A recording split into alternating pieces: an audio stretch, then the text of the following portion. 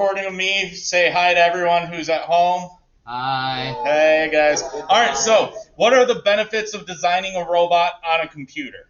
What can you guys think? Yeah. Well, if something goes wrong, then you can fix it without actually spending money.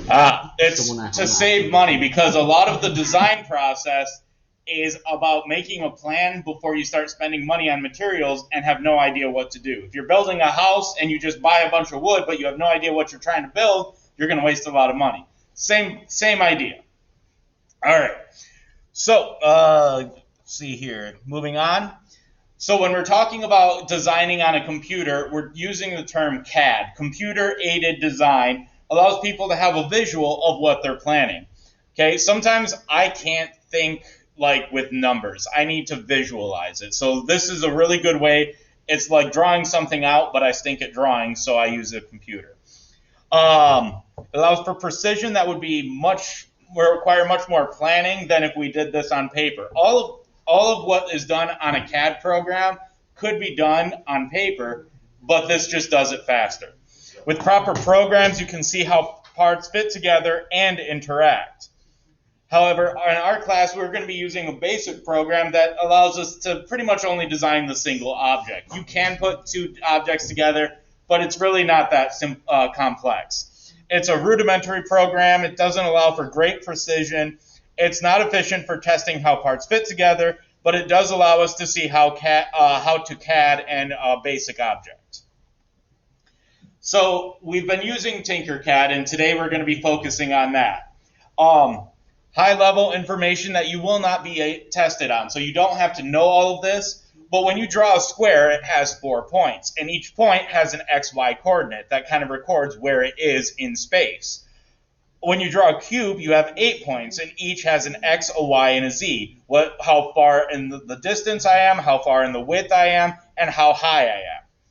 When we model an object, we're telling the computer the X, the Y, and the Z, which are represented on the screen. Okay, so we see the object, but really it's a series of points where the computer says, this is where the object stops. These are all those little individual points. When we download the STL file, that tells the computer where those points are. So really when we're CADing, we're saying where to put the points. Okay?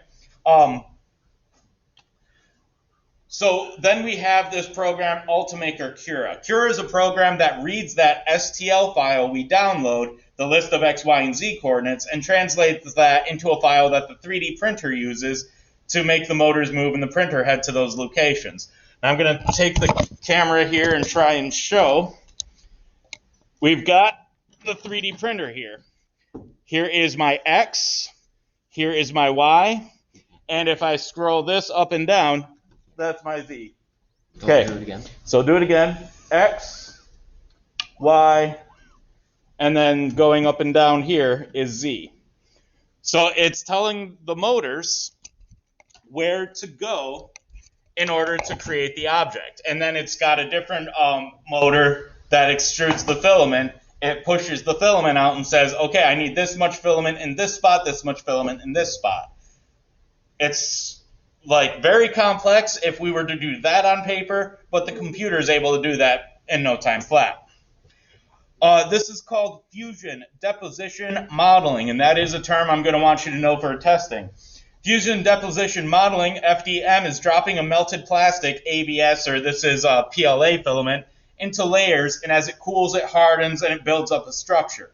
There's another type of printing that uses a resin, where it actually drops a plate in resin, and then it hardens and then drops it up. It's kind of just opposite fusion deposition modeling, but it's a little different. We're not going to get into it, so we're focusing on fusion deposition modeling. Why 3D printing? It's cheap. You can buy that entire 2.2 pound filament there. It's about $25. With all the things I printed, I've probably only gone through one of those, and I've got 5. So I haven't actually used up one yet. If we try and do something creative, I want to see if this works. Let's try it out. Maybe it'll work, maybe it won't. These designs that I've got here, I've 3D printed, and I was just kind of like, maybe it'll work, maybe it won't. This is like the 5th iteration of hat that I've tried, where I could put the screen,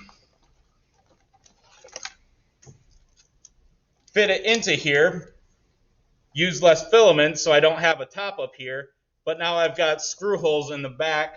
Where? I've got screw holes in there so I can use this. If I wasn't doing the 3D printing, I wouldn't be able to test this out. So that's kind of the big idea of I can 3D print something, try it, see if it works or not. If it works, keep going, or try something else. And that's that whole iterative process that we talked about with the design process. Come up with an idea, test that idea. If it didn't work, try again. For our class, the plastic is sturdy enough to be our main material. Most companies use 3D printed objects to test before they use a metal or like make it in a metal mold. Because metal would be much more expensive, 3D model is much cheaper. It's time consuming. Printing this this bottom part of this body took about 12 hours to print. Okay, that was an overnight print. And that's just one print. If I were to print 11 of these, that's 11 dead days of just printing for one printer. That's why I have 2 in here, so it's a little bit quicker. But to be honest, we're getting near the end of the class, so we won't be able to get all of it. You can only print in one color. The color you load is the color it comes out. We could paint it and make it pretty, but you only get that. It builds from the bottom up. So if you notice, I could make this tall and have something overhang, but if you recall from some of the hat designs I've got, at the bottom here, it's got melting. Okay, the bottom, it melts, yeah, and that's because it's trying to print over nothing, and it doesn't have a support underneath, and so it drips. So there are limits to 3D printing. If you're going to print something with an overhang, it has to have a support. Certain angles are hard to 3D print. It's not perfect, but it's pretty cool. Alrighty, so with this, that was the presentation. From this, I want you to recognize what 3D modeling is, what CADing is, and what fusion deposition modeling means. Printing with the 3D printer where it melts plastic onto a previous structure to create an object. Any questions on that? All right, I'm going to stop this recording and then I'll upload another one.